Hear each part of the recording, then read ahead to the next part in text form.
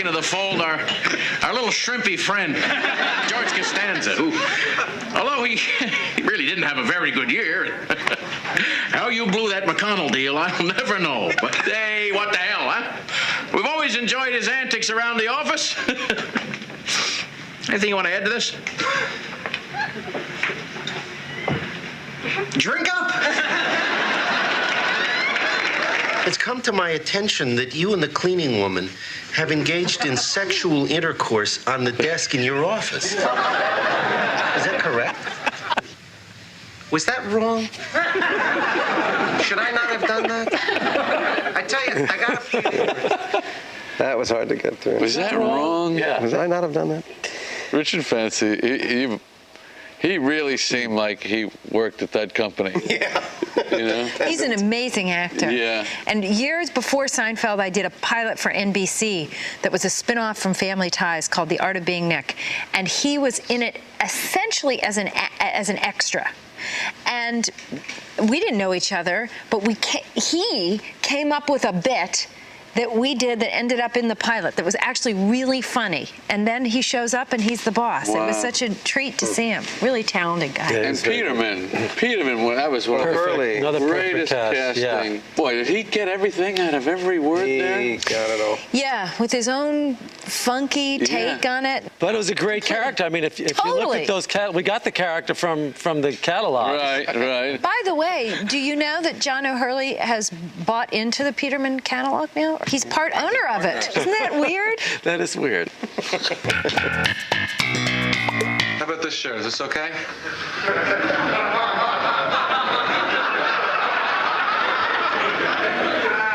Jerry, he's a guy.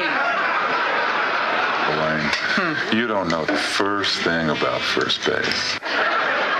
Stephen Snell, I know people, and I have a very good feeling about you. If you bring it up again, I'll feed your genitals to a wolf. He's back on the horse, Elaine. Smack. White Palace. The Chinaman's nightcap. There's no human fund. Those donation cards were fake. What's the matter with you? This is the third time I've had to repeat myself. I don't want you to think that anyone's going to treat you any differently just because of your handicap. The budget was really there for all the exterior work we were doing. Yeah. That's where we really started to break When they out. built us that street, that was when things were... Yeah, another water shot. Let's go over to Universal. Yeah, right. Put me in a water tank and set that up for half a day.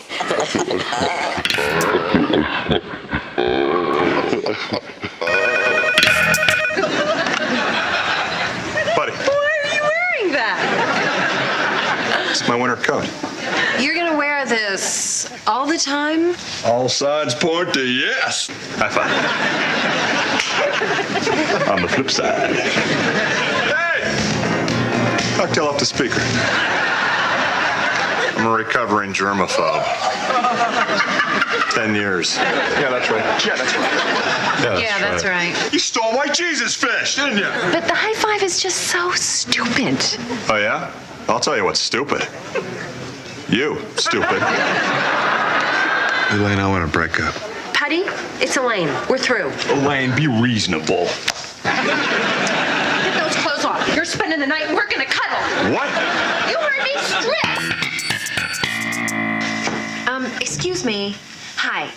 Could you tell me what kind of law this is? Well, they just passed it last year. Ah. And it's modeled after the French law. I heard about it after Princess Diana was killed and all those photographers were just standing around. Oh, yeah. And you're the first ones to be arrested on it, probably in the whole country. Let's talk about how that finale was received. And I think one of the things that people had a problem with is it didn't feel like the show because it wasn't small. It was big. Right. And we didn't really do big. Right. You know, small was really our instrument that we played.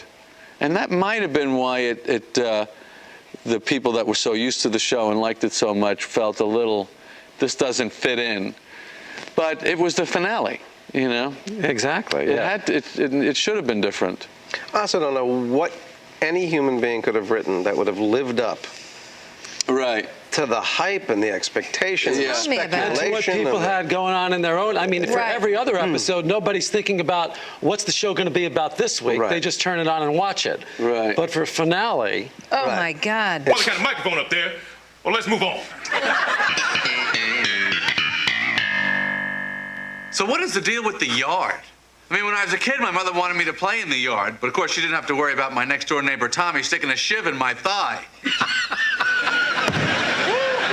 And what's with the lockdown? Why do we have to be locked in ourselves? Are we that bad that we have to be sent to prison? In prison? You would think the weightlifting and the sodomy is enough. How about those lunch trays? What's with the little compartments? Do we really need the separation between the Salisbury steak and the mashed potatoes?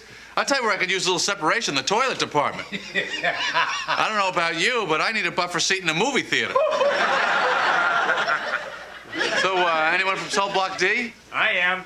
I'll talk slower. I'm kidding. I love Cell Block D. My friend George is in Cell Block D.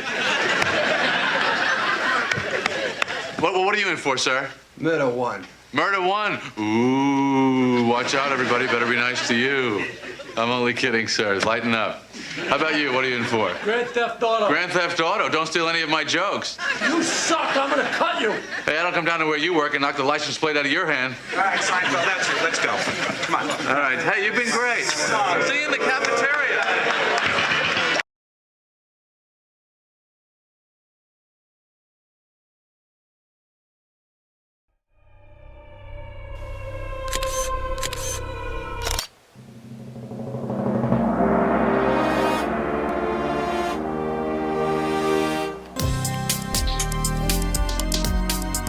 You like? Subscribe!